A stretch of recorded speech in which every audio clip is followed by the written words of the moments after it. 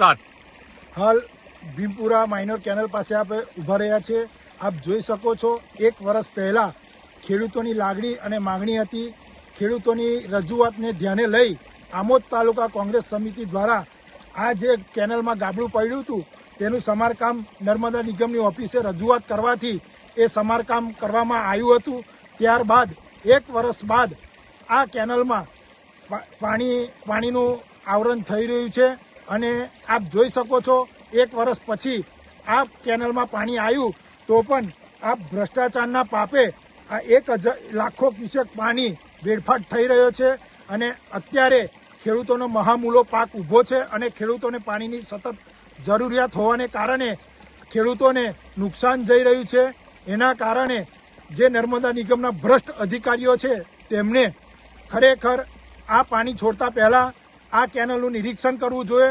સાફ સફાઈ થઈ છે કે નથી થઈ, ગાબડું પડ્યું છે કે નથી થયું, પણ એ ભ્રષ્ટ અધિકારીઓએ કોઈપણ પ્રકારનું ધ્યાન રાખ્યા સિવાય કે નિરીક્ષણ કર્યા સિવાય આ પાણી છોડવામાં આવ્યું છે અને ખેડૂતોને મહામૂલા પાકને નુકસાન થઈ રહ્યું છે. તો પણ આ અધિકારીઓ પંખા નીચે બેસીને ભ્રષ્ટાચાર જ કરવામાં માંડ્યા છે અને ખોટા બિલો ઉધારવામાં આવ્યા છે.